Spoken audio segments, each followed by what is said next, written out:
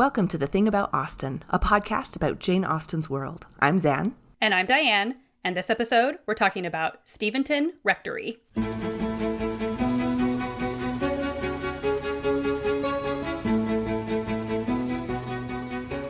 So, as we promised at the end of our last episode, we'll be doing some occasional episodes where the thing in question is much more directly related to Jane Austen's personal biography, possibly digging into her letters more and her publication history, because there's definitely some really juicy stuff in there. Definitely, yeah. But we want to say right off the top that we are in no way attempting to provide a comprehensive biography, and certainly not with this first episode, if that's what you think that you're signing up for.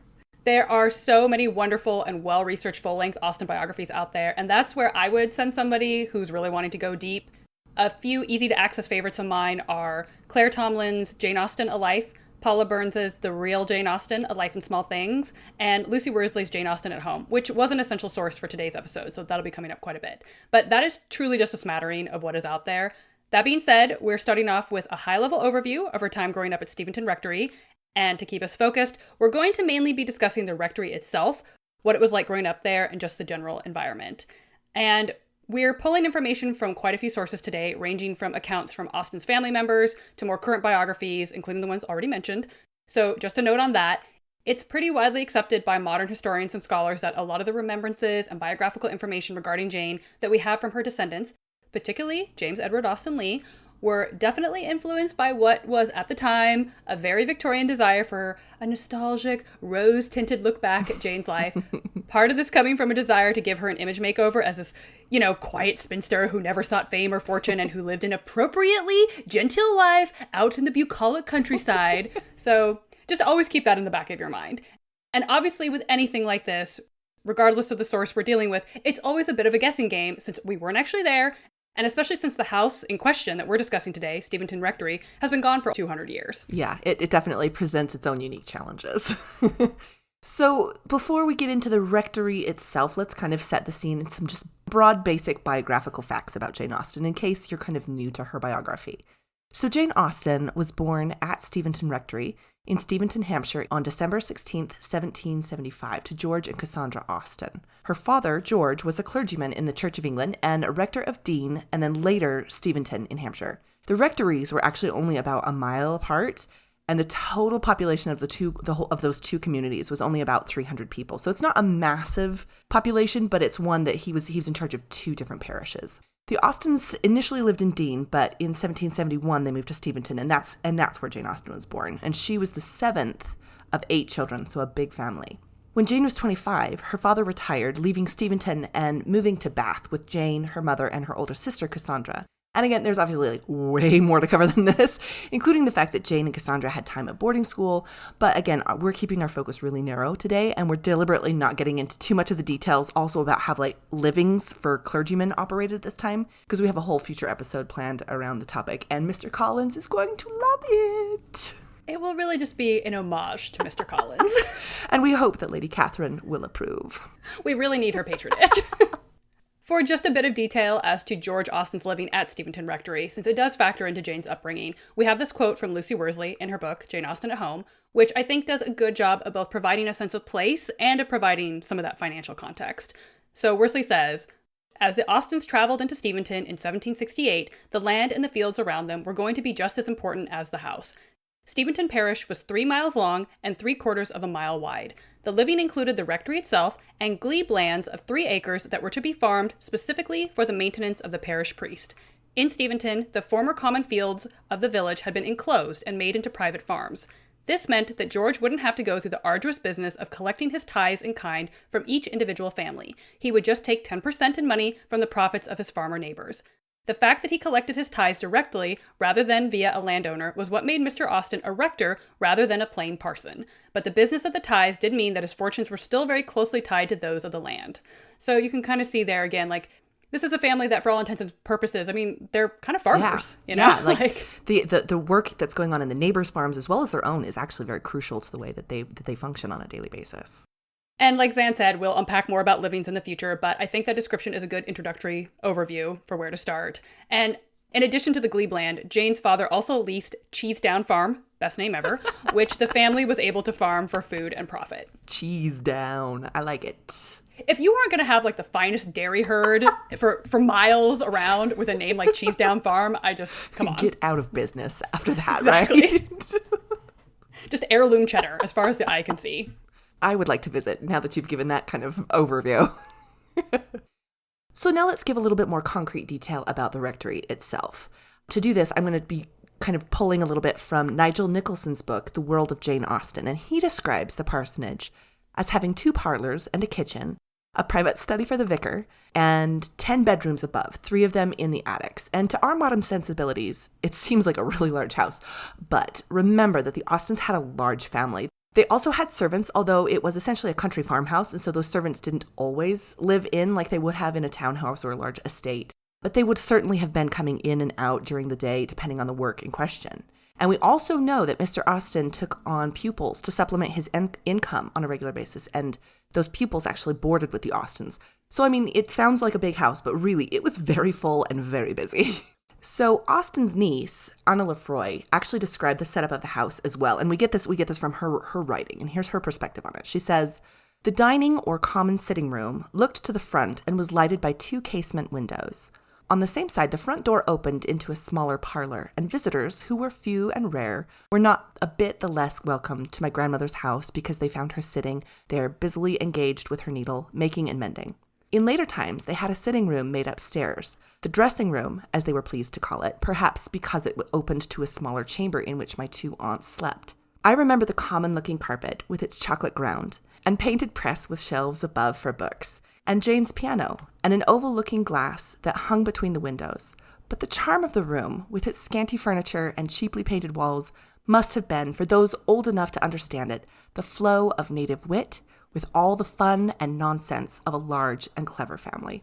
I love that little kind of intimate look into the daily life. Yeah, we're getting the sense of like, it's a little bit boisterous. There's a lot going on, and the house itself maybe isn't that much to look at. They've nailed shabby chic, right? Like this is yes, exactly the aesthetic they were going for. The community of Steventon was small and fairly remote. Worsley describes it as a straggling community with a maple tree on the village green serving as a meeting point for gossip and news. The rectory sitting as the last house in the village at the junction of Church Walk and Frog Lane. Those are fantastic. And with smaller cottages scattered about. Deirdre LeFay similarly describes the house as at the end of a small village of about 14 cottages scattered along either side of the lane, which linked the Austens to Dean in one direction and to North Waltham in the other. The house had a gravel sweep or carriage drive, so the house wasn't situated directly on the road, which is very important, if you're trying to be like genteel. Right. You don't want your house like right in the ditch.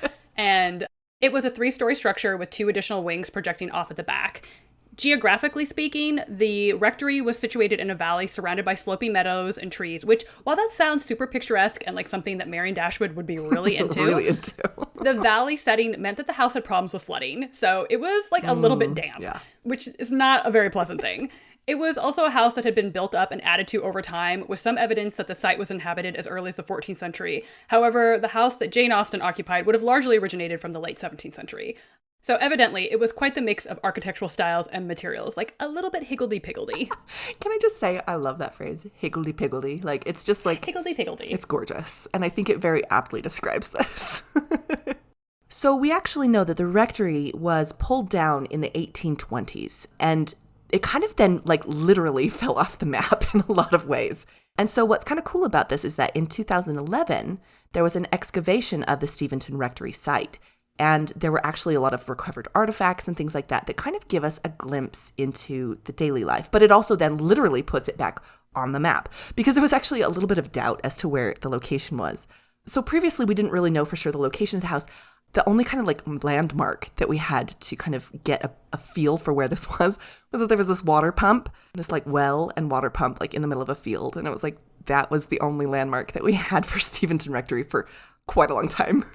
I think also part of the confusion is that when the original Steventon Rectory was pulled down, a new rectory was built, but they smartly built it on higher ground. So there's kind of like that, I think just like over time, that definitely adds to the confusion because it's like, right. Then there was another house. Was it in the same site? No, it was on higher ground, all of that. Yeah, and we actually have like conflicting images and things like that of what the rectory looked like and things like that. So it's been wonderful to be able to kind of like do some geophysical scanning and start the excavation and really get kind of a recovery of the site.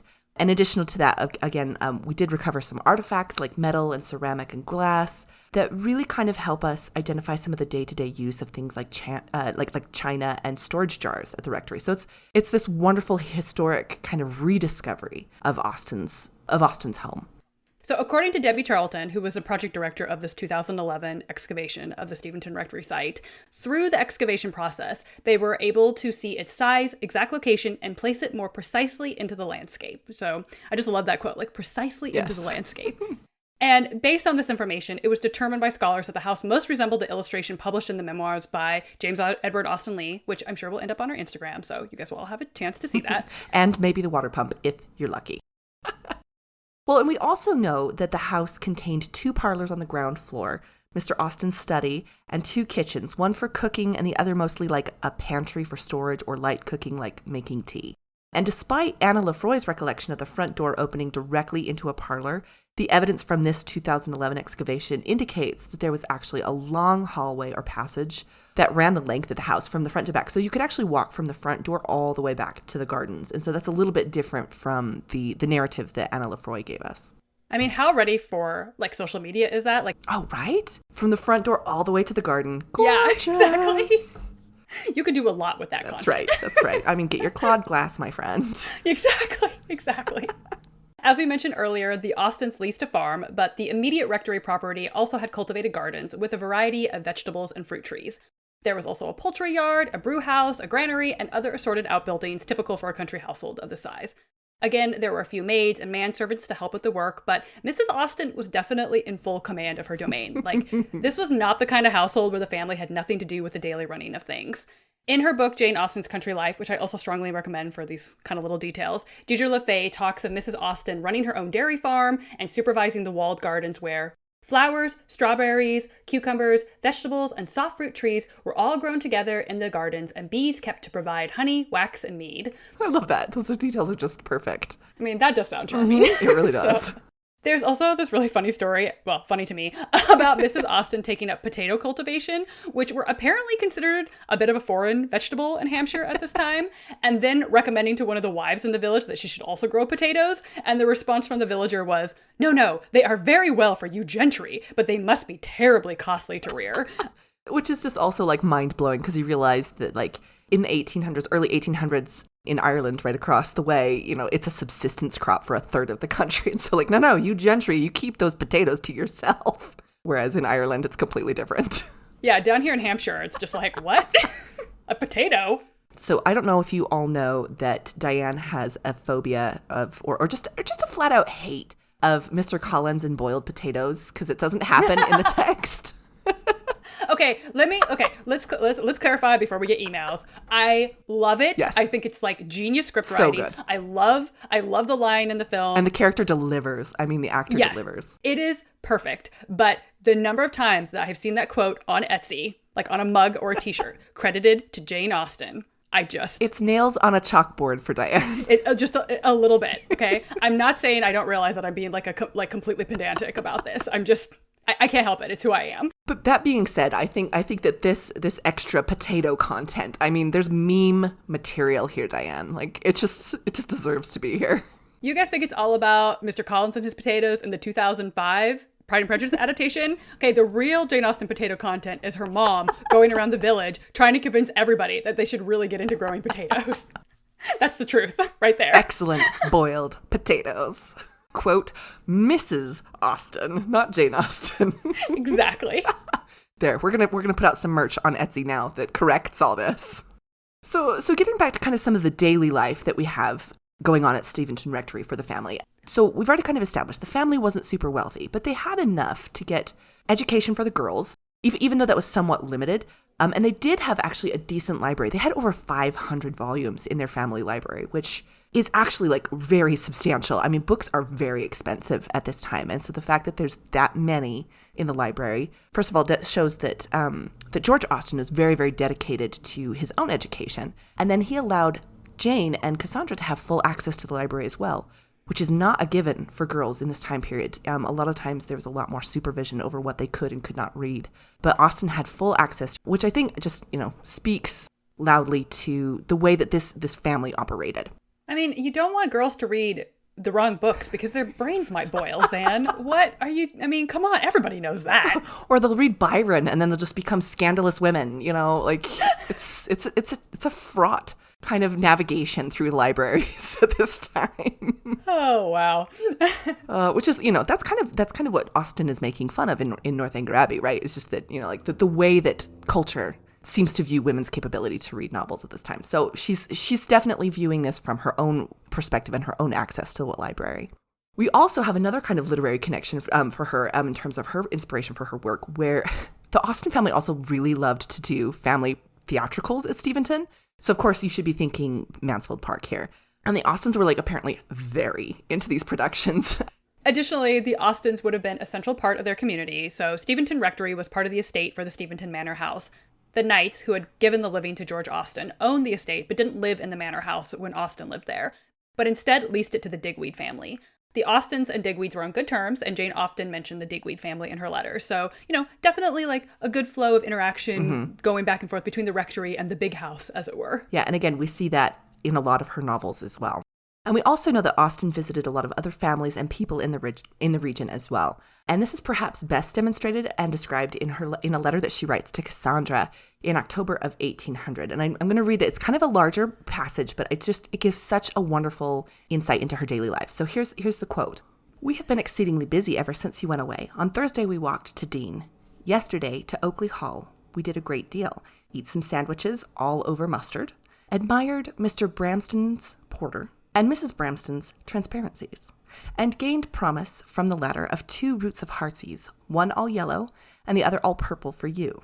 At Oakley we bought 10 pair of worsted stockings and a shift. This morning we called at the Harwoods, and in their dining room found Heathcote and Shute forever, Mrs. William Heathcote and Mrs. Shute, the first of whom took a long ride yesterday morning with Mrs. Harwood into Lord Carnarvon's park, and fainted away in the evening, and the second walked down from Oakley to Steventon afterwards."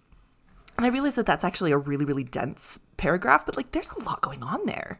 I just love her description. I mean, this is just kind of day-to-day, visiting neighbors. I mean, first of all, I love that she's we ate mustard sandwiches, delicious.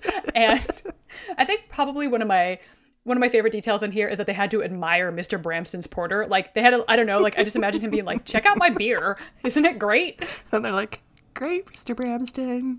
But I mean, there's also a lot of, there's the mustard sandwiches, there's the transparencies, there's the flowers that they're picking up, the worsted stockings, a shift. There's so much going on here in just, her daily tangible life. And this is such a vivid picture of that, as well as, obviously, her, trademark social commentary where she's yeah, gotta admire the beer. Then this person, fainted away. Yeah. It's so just, it's perfection. It's this beautiful little snapshot of her life. In addition to all of these great visits with the neighbors, Austen also attended balls. These would have been very much like the Meryton Ball in Pride and Prejudice. Austen mentions in her letters the Basingstoke Assembly Balls, and Deirdre Lefay notes in her topographical index to Austen's letters that Basingstoke was, at this time, a market town and important staging post 9 miles northeast from Steventon, with the balls held in the upper rooms of the town hall. And when Austen would attend these events, she would generally stay with her friends Elizabeth, Catherine, and Althea Bigg, who lived at Manydown Park, about 6 miles from Steventon. And if that name sounds a little bit familiar, yes, it's that family. Their brother Harris Bigwither and Jane were engaged for a single evening. As we always say, stay tuned for a future episode. Right. So all in all, we get a sense of quite a busy upbringing, lots of siblings, her father's students coming and going, and just generally a very active household. But it's also important to mention that while this upbringing was far from impoverished, it was, as Lucy Worsley puts it, still just a bit of a struggle. The Austens aimed not at a luxurious lifestyle, but at elegance, neatness, and sufficiency.